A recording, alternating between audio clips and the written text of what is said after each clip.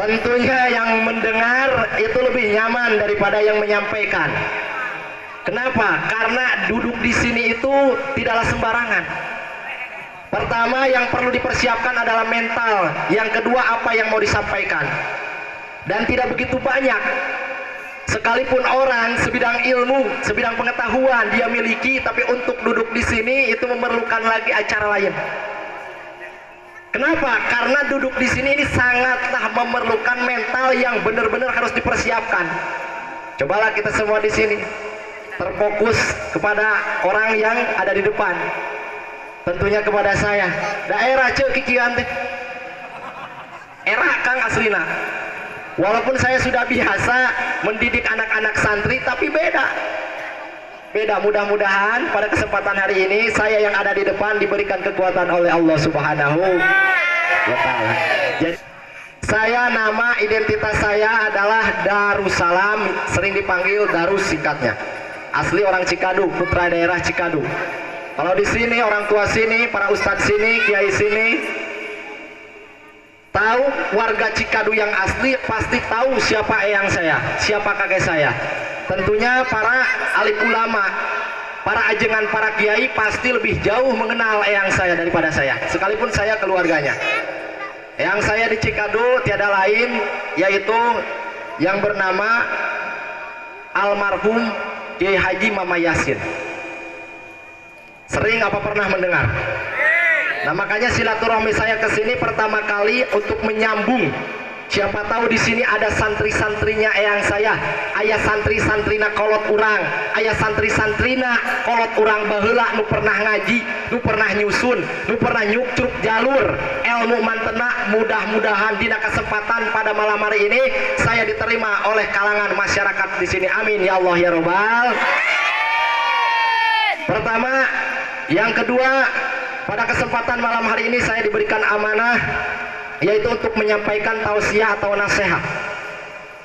Nasihat untuk pernikahan. Pernikahan itu sebenarnya adalah bahasa yang dimana Allah menurunkan khusus. Bahasa nikah itu bahasa yang diturunkan oleh Allah Subhanahu wa Ta'ala. Lamun cek bahasa urang anu umum nama nikah sok disebut kawin. Leres teu? Kawin itu sebenarnya bahasa Arabnya kawana yukawinu takwinan. Kawin artinya itu membangun. Makanya dina pada kesempatan malam hari ini ada satu bentuk keluarga baru yang dimana mereka berdua itu akan membangun. Membangun dasar apa? Membangun dasar jiwa dan raganya. Bangunlah jiwanya, bangunlah raganya. Kalau lagu kebangsaan untuk Indonesia Raya. Tapi ini pengantin membangun jiwa raganya itu untuk saling, suaminya membangun jiwa raga istrinya membangun jiwa raga suaminya. Karena kawin itu adalah istilah Arab yang artinya itu membangun. Dan nikah atau disebut dengan istilah kawin itu merupakan ibadah. Nikah itu merupakan ibadah. Kenapa nikah termasuk pada kategori ibadah? Karena pernikahan adalah hubungan yang disetujui, bahkan yang dianjurkan. Terutama baginda Nabi besar Muhammad SAW pun melakukan pernikahan. Maka ada sebagian ulama yang mengatakan an-nikah sunnatul anbiya. Pernikahan itu adalah sering dilakukan oleh para nabi. Pernikahan itu dilakukan oleh para nabi, bukan hanya nabi kita, Nabi besar Muhammad SAW, tapi nabi-nabi terdahulu pun melakukan pernikahan.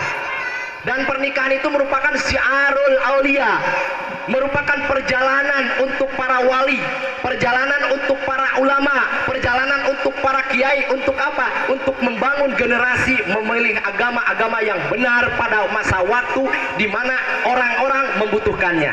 Nah, oleh karena itu nikah itu adalah hukumnya ibadah. Ibadah itu banyak rupanya. Sholat ibadah, zakat ibadah, haji ibadah, puasa juga ibadah.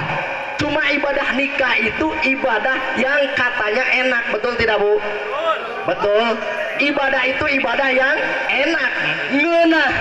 Kudu dijurungkeun ge inisiatif geus kadorong sorangan, bener?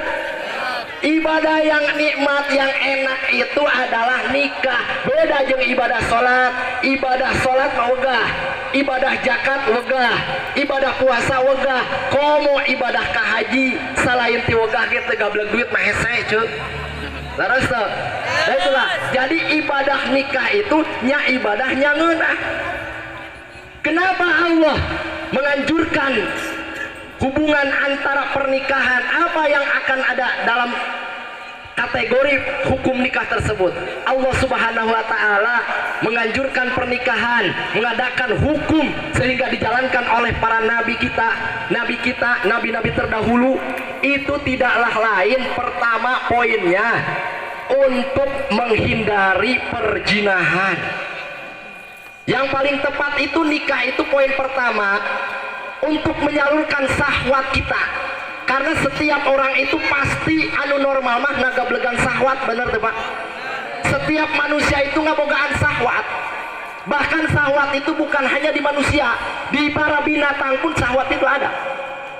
Makanya Allah Subhanahu wa taala berfirman, A'udzubillahi minasyaitonirrajim, Bismillahirrahmanirrahim. Juyyina linnasi hubbus syahawati minan nisa'i wal banin. Nah, Allah Subhanahu wa taala membuat syahwat, bahkan syahwat itu dijadikan keindahan bagi setiap pemiliknya, khususnya laki-laki, untuk menyukai para wanita.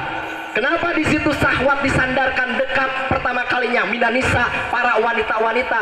Karena wanita itu kata ulama, menurut ulama tafsir, li'annal fitnata bihinna asad. Karena fitnah, bencana yang diakibatkan wanita itu parah. Eueuh kiai, eueuh santri, eueuh pejabat kangaran-ngaran geus kagoda ku awewe hancur hirupna, bener teu Bu?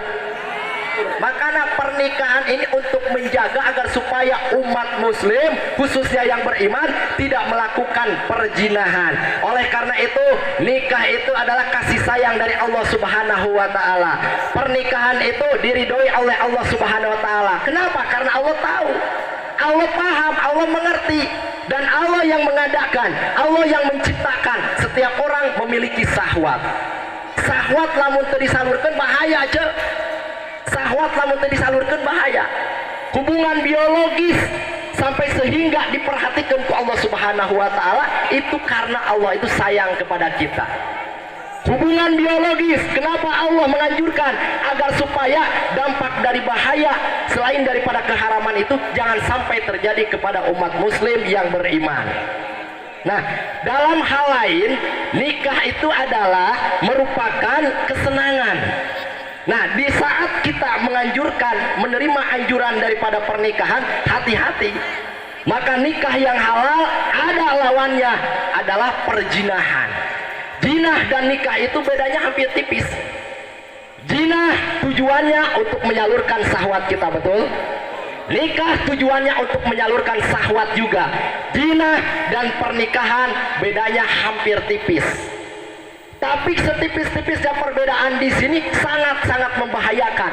Bahkan menyebutkan ulama sepakat hukum zina itu hukum yang paling besar. Hukum nupang gede-gedena sangeusna musyrik.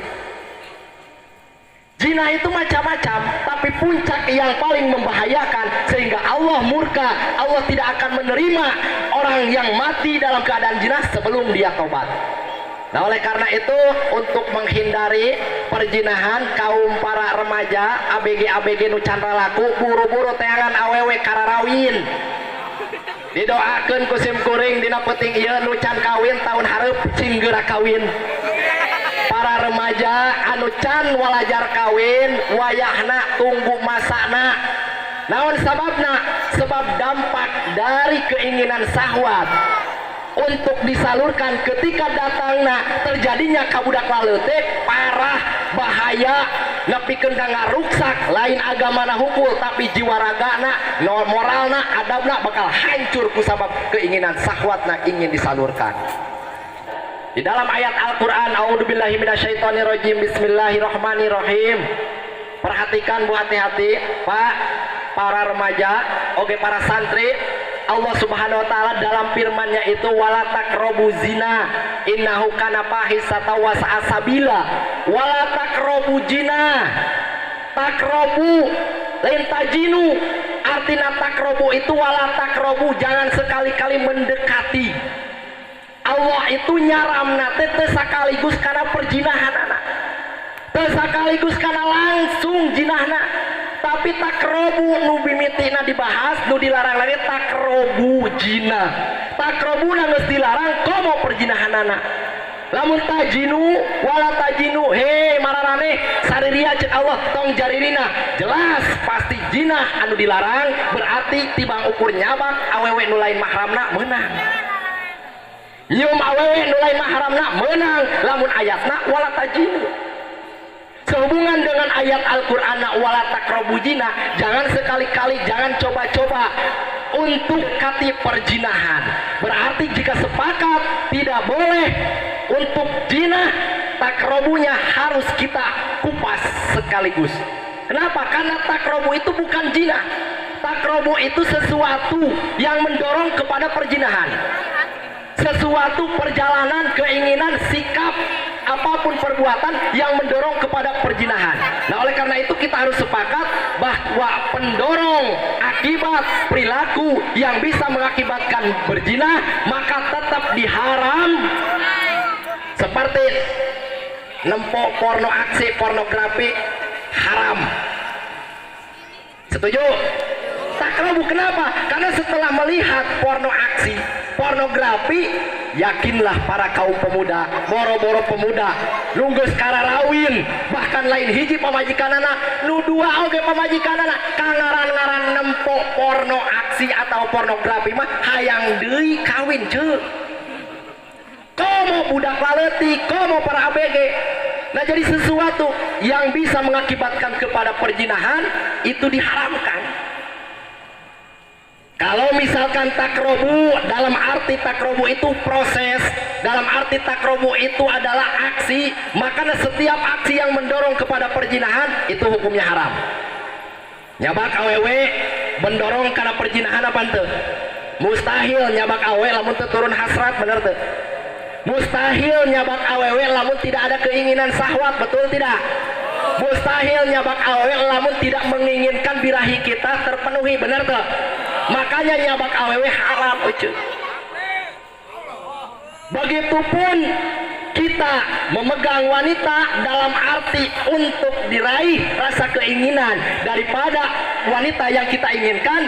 Nah, dampak dari itu pun bisa terjadi sekalipun kita bicara ngobrol jeung awewe, bisa termasuk hukumna haram jika terjadi fitnah syahwat bangkit akibatna tina obrolan awewe.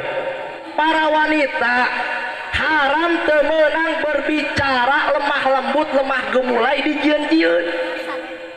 Pan budak ABG ayeuna mah tingali kira bu abu ama jeung indung-indung nage kitu sarua. ABG ayeuna tempo coba dalam ngobrol jeung indungna standar wae. Kan terkadang awewe itu suara itu kan variatif. Suara itu kan aya nu gede, aya nu leutik, bahkan standarna biasa wae tegenaheun ka keluarga mah. Coba telepon buka bogohna dan nyumput di kamar bari dilemah lembuykeun. Tong sok ngomong ku cara lemah lembut. Lembay gemulai komo dikua nyamke nyom teu pararuguh malah pika sebeleun aing kitu teh. Naon sababna naon? Banyak hadis yang mendukung dari tafsiran ayat tersebut. Ayat tersebut pun oleh Imam Ibnu Katsir diartikan wanita hati-hati ketika bicara dengan lain mahromna jeung lalaki sejen, lain lanceuk, lain bapak, lain mamang, maka haram ngomong secara lemah lembut. Berarti kena kitu mah akang ustad lamun pek urang cek awewe lamun ditanya di jalan ku lalaki neng bade ka mana tong dijawab atuh leuwih alus mah setuju kena teu dijawab daripada dijawab ku bahasa atau ku kata-kata ku suara anu lemah gemulai. Loba di kieu awewe nu kitu teu. Eureunnan doraka tah.